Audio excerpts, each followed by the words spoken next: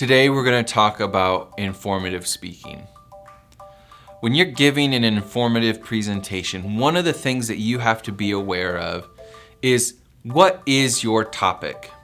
You could talk about lots of things. One of my favorite topics is the topic of rabies. I think it's really interesting. I could talk forever about rabies, but often in a presentation, we only have maybe a few minutes to get our information across. So it's important to focus in on a topic. Don't be so broad and general that you don't have enough time to cover everything. It's important to focus in on something maybe specific about your topic.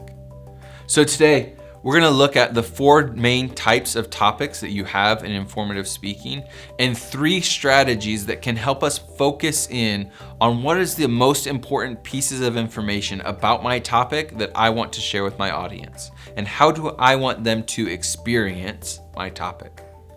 The first topic that we have is a concept topic. A concept is something that is abstract or intangible. Maybe it's a political system or a religious view or an ideology.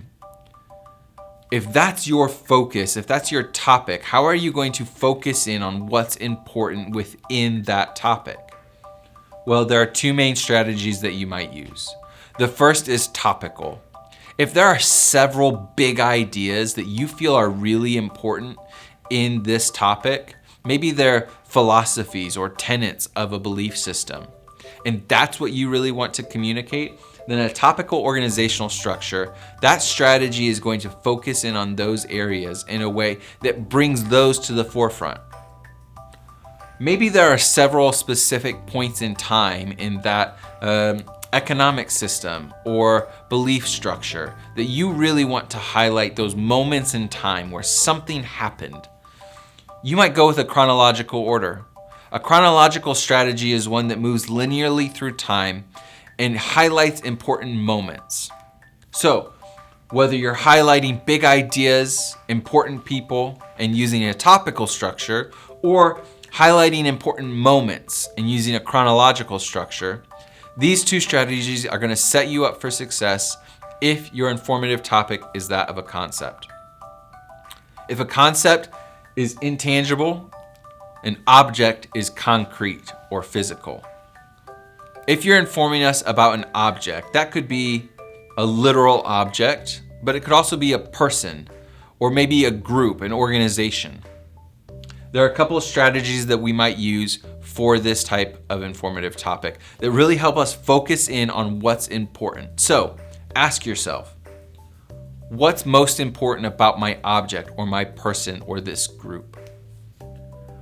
Is it the events leading up to the group's founding or the history of that object? Is that what you want to focus on? Or do you want to focus on really important people in the organization or in the creation of the event? I was just listening to a podcast this last week about the creation of napalm, which would be an object.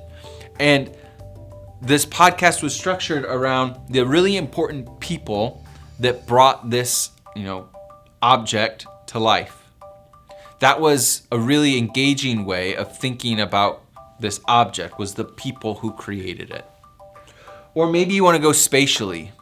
Maybe you want to inhabit that physical space and move us through that space with your presentation. So each of your main points then in a presentation with a spatial strategy is different physical locations within that object. If you are giving a speech about this castle, you might give a spatial strategy speech where you move us through different regions or spaces within the castle in a way that brings it to life. So ask yourself, what's most important? What do I really want to focus on? Because then the strategy will solve itself. The third type of informative presentation that we have is the event. These are the historical, the contemporary, or the unique. This doesn't have to be something that happened hundreds of years ago. It could be something that's happening right now. There are protests right now that are happening all over the world. You could give an event speech about those protests and what they mean and what they stand for and what their goals are. It doesn't just have to be something that happened, in the history or the founding of a country. It could be something that's happening right now. So there are 3 strategies that we're going to use to focus our event speech. Again, ask yourself, what's most important? Another question that you can ask yourself is, what is going to engage my audience the best? If I was giving an informative presentation about a battle, maybe a World War II or a Civil War battle, I might ask myself, how does my audience best want to engage with this topic? Or what's most interesting about this topic? And how can I highlight that? A chronological speech on an event might focus on the really important things that led up to the event or the before, during, and after of the event. If that's what's most important, then use that. Maybe it's spatial. Move us through the physical space of the event. In a battle presentation, we might talk about the different fronts of the battle and who was there and what happened there and why was that important in that space. Or we might focus in on a few big important people or ideas that happened or came about in this event. But the question you have to ask yourself again is, what's most important about my topic and what's going to engage my audience? So, an event presentation, historical, contemporary, or unique. A process, by contrast, is something that is repeatable and regular. If you've ever worked for an organization where you had a very repetitive job, then you have had to understand a process.